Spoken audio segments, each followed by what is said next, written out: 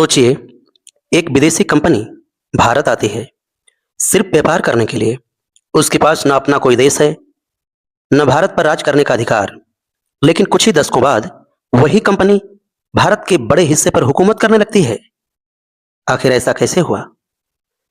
क्या अंग्रेज शुरू से ही भारत पर राज करने आए थे, या फिर हमने ही उन्हें धीरे धीरे इतना ताकतवर बनने दिया?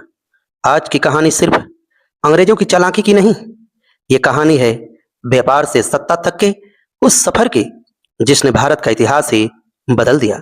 तो चलिए कहानी शुरू करते हैं उस दौर से जब अंग्रेज भारत में सौदागर बनकर आए थे। दोस्तों, इंग्लैंड में ईस्ट इंडिया कंपनी बनी। उसका मकसद था भारत और पूर्वी देशों के साथ व्यापार करना।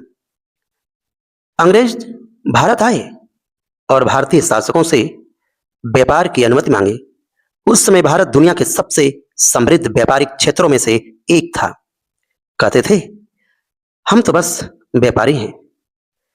लेकिन अंग्रेजों ने पहले व्यापारिक केंद्र सूरत, मद्रास, मुंबई और कलकत्ता जैसे स्थानों पर अपनी मौजूदगी बढ़ाने के लिए बनाई।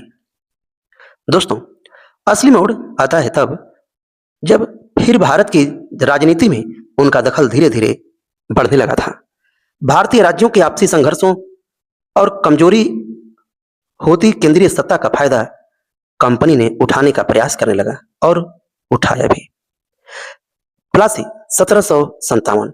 कहते हैं कि बंगाल में प्लासी का युद्ध 1757 में हुआ। इसी के बाद ईस्ट इंडिया कंपनी की राजनीतिक ताकत तेजी से बढ़ती गई और यहीं से उनका सपना पूरा होने की पहली कड़ी पूरी हो गई।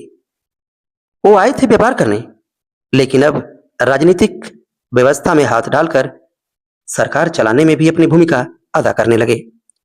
व्यापारी से शासक बनने की कहानी अब इनकी शुरू हो गई। कहते हैं कि अब कंपनी सिर्फ सामान खरीद बेच नहीं रही थी, बल्कि वह राजस्व वसूल रही थी। दोस्तों देखो, जो आया था सामान बेचने, अब वह कर वसूलने लगा, अर्थात राजा की पदवी ग्रहण कर ली।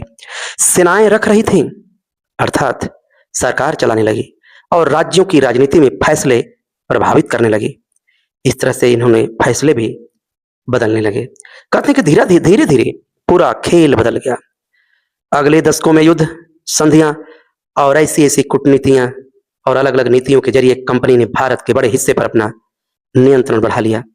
कहते हैं दोस्तों कि 1857 के विद्रोह के बाद 1858 में कंपनी का शासन समाप्त कर दिया गया और भारत सीधे ब्रिटिश क्राउन के अधीन आ गया। तो सवाल का जवाब क्या है? अंग्रेज भारत में शुरुआत में व्यापार करने आए थे, लेकिन व्यापार धीरे धीरे राजनीति में बदला, राजनीति सैन्य शक्ति में बदली और सैन्य शक्ति आखिरकार शासन में बदल गई। लेकिन इस कहानी की सबसे बड़ी सीख शायद यही है, किसी देश को सिर्फ बाहर से आई ताकत कमजोर नहीं करती, कभी कभी अंदर की राजनीति कमजोर और आपसी संघर्ष भी किसी बाहरी ताकत के लिए रास्ता खोल देती है। जिस भारत में अंग्रेज कभी व्यापार की इजाजत मांग कर आए थे, उसी भारत में एक समय ऐसा आया जब उनके आदेश पर करोड़ों लोगों की जिंदगी प्रभावित होने लगी। इतिहास हमें सिर्फ यह नहीं बताता कि अंग्रेज कैसे आए, इतिहास हमें यह भी सिखाता है दोस्तों, किसी देश की असली ताकत उसकी एकता, संस्थाओं और जागरूक जनता में होती है।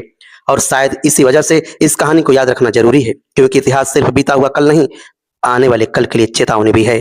दोस्तों, यह कहानी आपको यदि अच्छा लगा तो आप हमारे चैनल को सब्सक्राइब करने की कृपा जरूर करें और लाइक जरूर ठोकें और शेयर करना ना भूलें।